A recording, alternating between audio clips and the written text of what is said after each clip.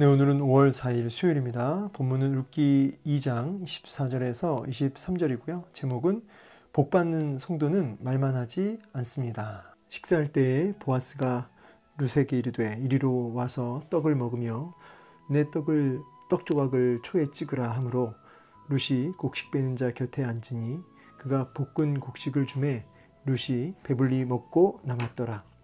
룻이 이삭을 주우러 일어날 때에 보아스가 자기 소년들에게 명령하여 이르되 그에게 곡식단 사이에서 줍게 하고 책망하지 말며 또 그를 위하여 곡식 다발에서 조금씩 뽑아 버려서 그에게 줍게 하고 꾸짖지 말라 하니라. 룻이 밭에서 저녁까지 줍고 그 주운 것을 떠니 보리가 한 에바쯤 되는지라. 그것을 가지고 성읍에 들어가서 시어머니에게 그 주운 것을 보이고 그가 배불리 먹고 남긴 것을 내어 시어머니에게 드리매 시어머니가 그에게 이르되 오늘 어디서 주었느냐 어디서 일을 하였느냐 너를 돌본 자에게 복이 있기를 원하노라 하니 룻이 누구에게서 일했는지를 시어머니에게 알게 하여 이르되 오늘 일하게 한 사람의 이름은 보아스니이다 하는지라. 나오미가 자기 며느리에게 이르되 그가 여호와로부터 복받기를 원하노라.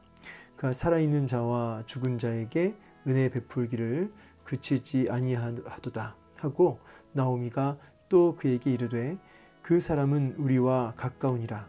우리 기업 물을 자 중에 하나이니라 하니라.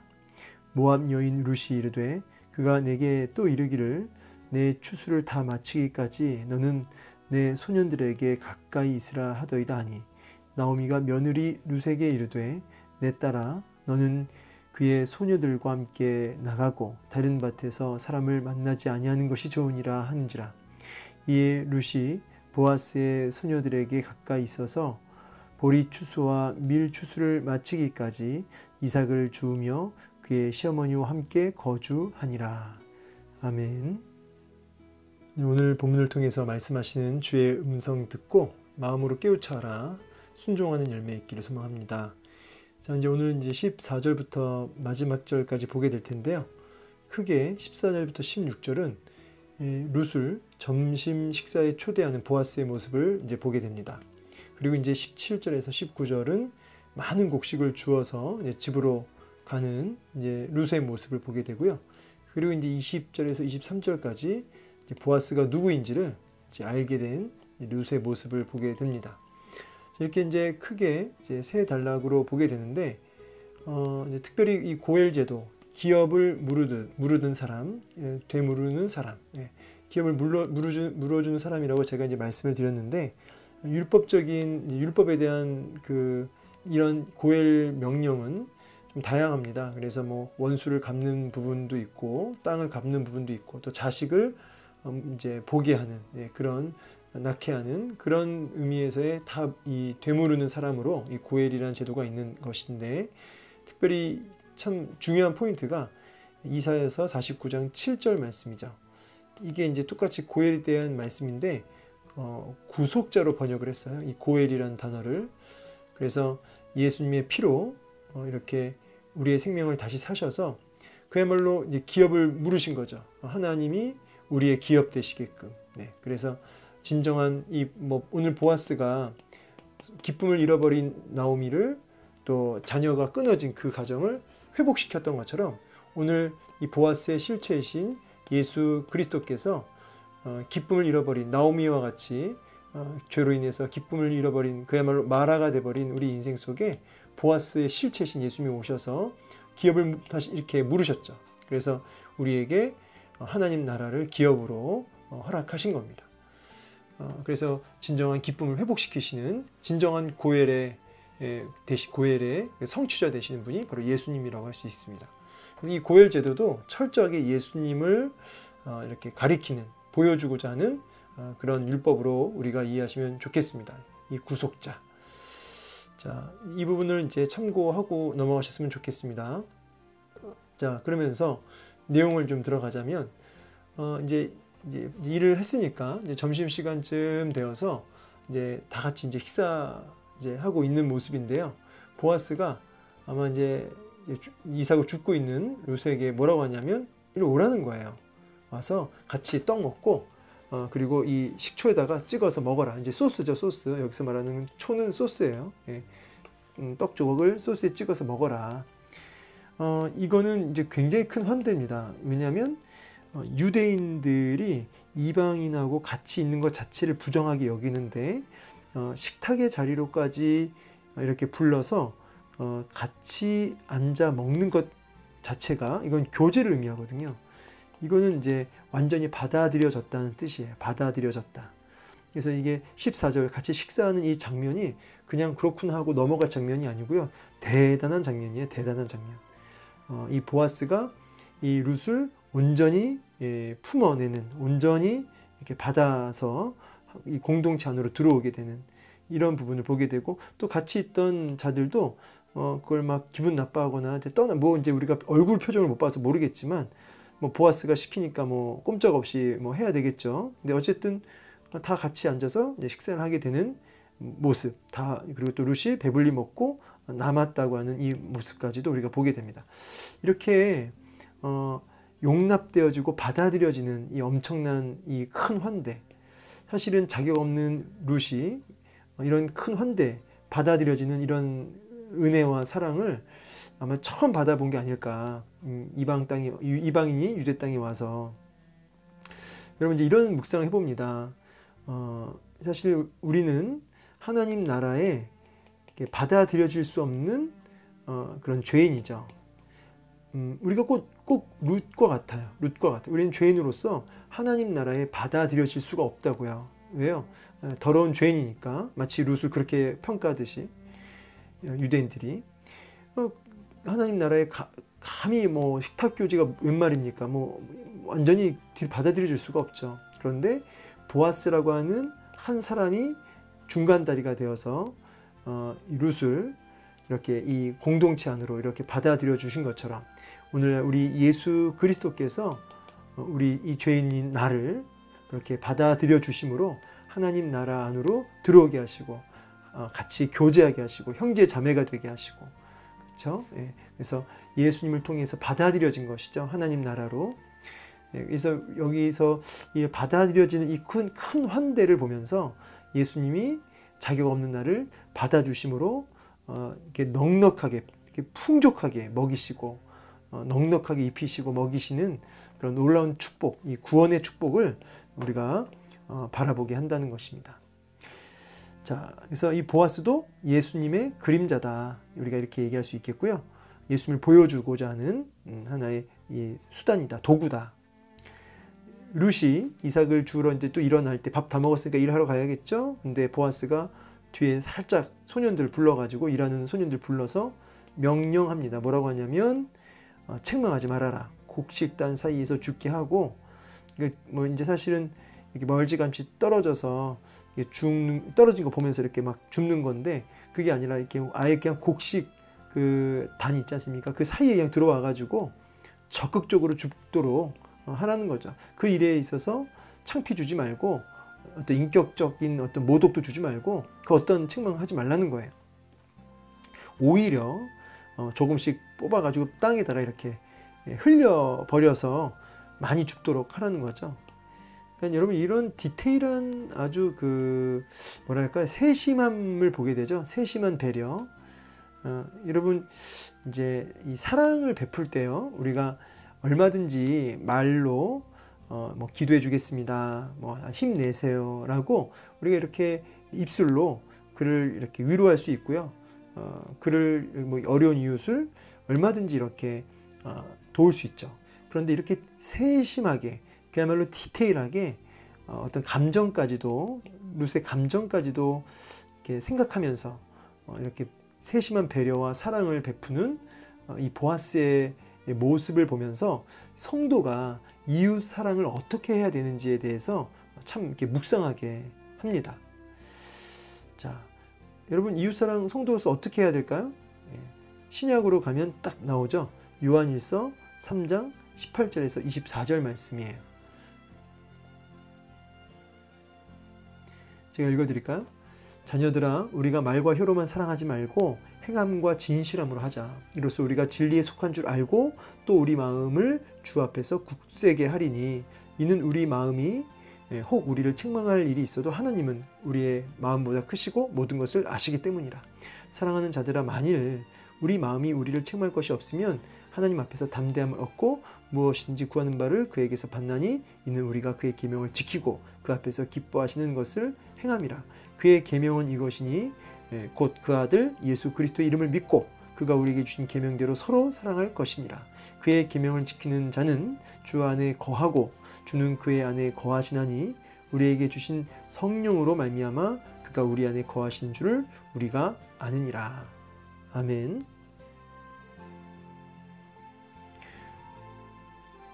네, 그러니까 말과 혀로만 사랑할 게 아니라는 거죠. 말과 혀로만 사랑할 것이 아니라 행함과 진실함으로. 그러면서 이제 뭐라고 말씀하시냐면, 그렇게 사랑하는 것을 통해서 우리가 예수님의 사람, 예수님이 우리 안에 거하시는 것을 확인하게 된다는 거죠. 성령님이 그 영혼에 거하신다고 한다면, 이렇게 말과 행함이, 말로만 아니라 행함과 진실함으로 그렇게 사랑을 보여라. 그것이 성도다라고 말씀하고 계시죠. 오늘 보아스는 그렇게 행함과 진실함으로 사랑을 베풀었습니다. 오늘도 성령 안에서 이렇게 행함과 진실함이 말을 넘어서 입술을 넘어서 그렇게 우리의 삶 속에 행함과 진실함으로 사랑이 베풀어져야 된다는 것이죠. 자, 룻이 이제 자녀까지 주었고요. 이제 그 주은 것을 딱 보니까 한 에바 정도 되었대요. 무게가 이제 14kg에서 많게는 23kg 정도 되는데, 이 한 에바라는 게 이제 성인 남성이 20일을 먹을 수 있는 양이랍니다. 그러니까 굉장히 많은 양을 이제 거두어 드린 거죠. 주은 거죠. 얼마나 이 룻이 기뻤을까요? 이제 앞으로 이제 아침 일찍 나왔을 때는 참 무거운 마음이었겠지만, 이제 집으로 돌아가는 룻의 마음은 비록 이제 이 보리가 무거웠겠지만 너무나 가벼웠을 것입니다. 그래서 시어머니에게, 나오미에게 막 간 거죠. 그리고 배불리 먹고 남긴 것을 내어 시어머니에게 드렸다.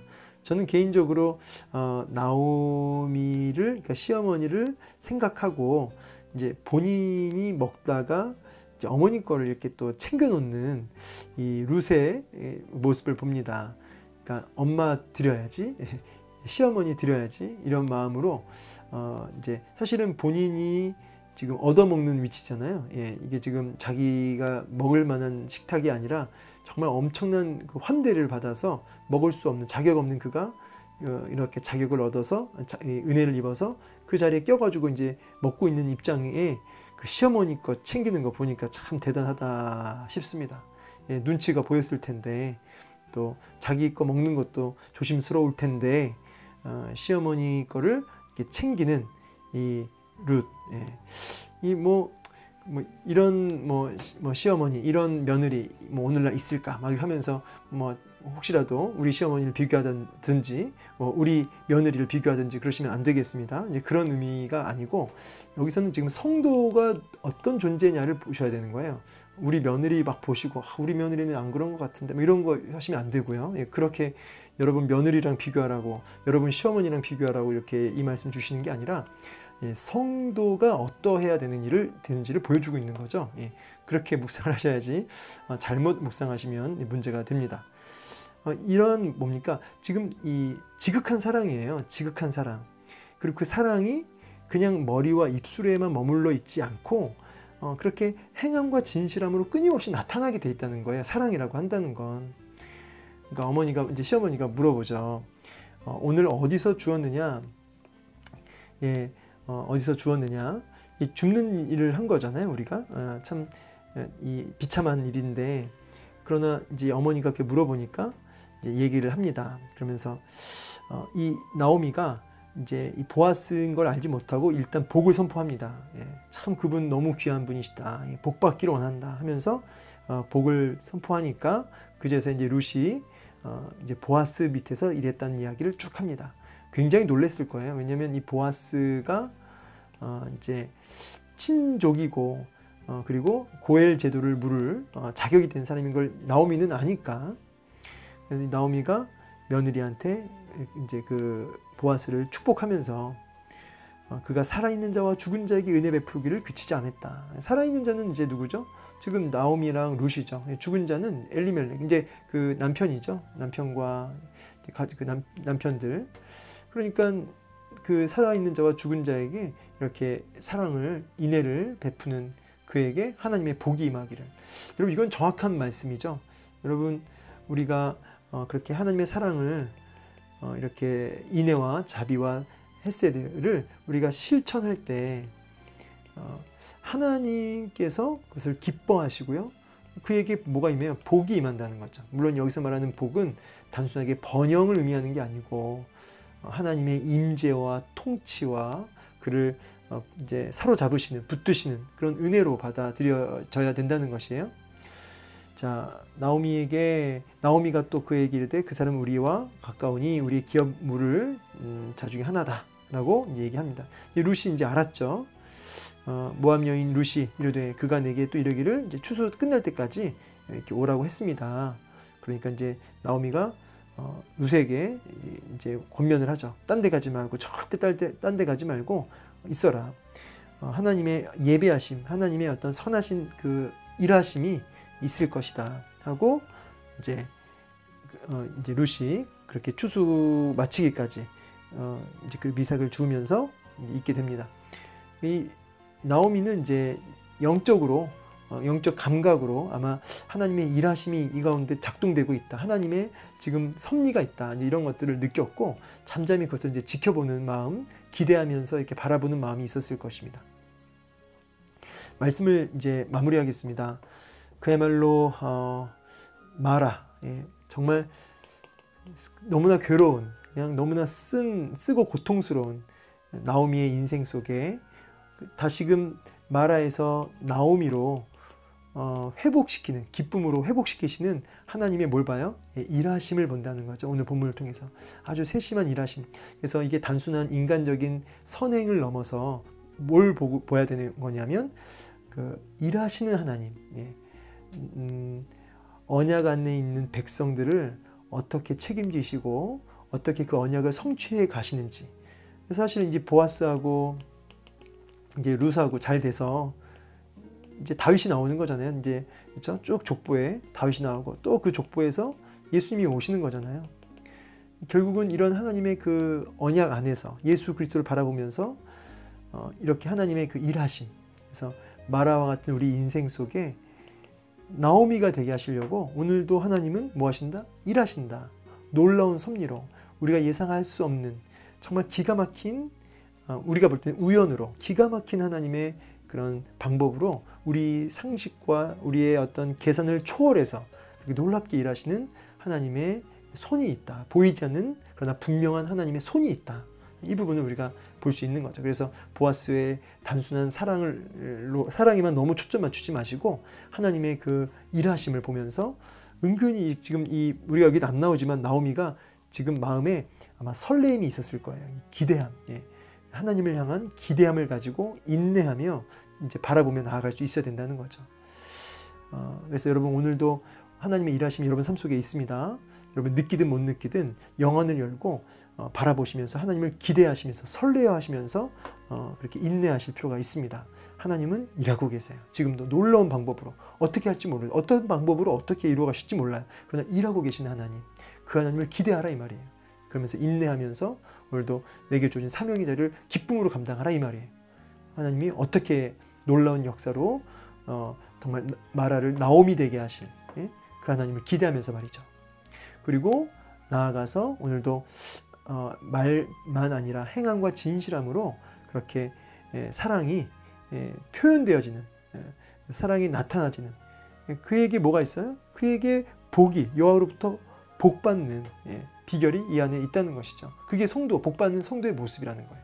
오늘도 하나님의 일하심 안에서 기대하며 그렇게 인내하면서 오늘도 행함과 진실함으로 사랑을 베푸는, 그래서 여호와께 정말 복받는 우리 모든 성도들 되시기를 주의 이름으로 축복합니다.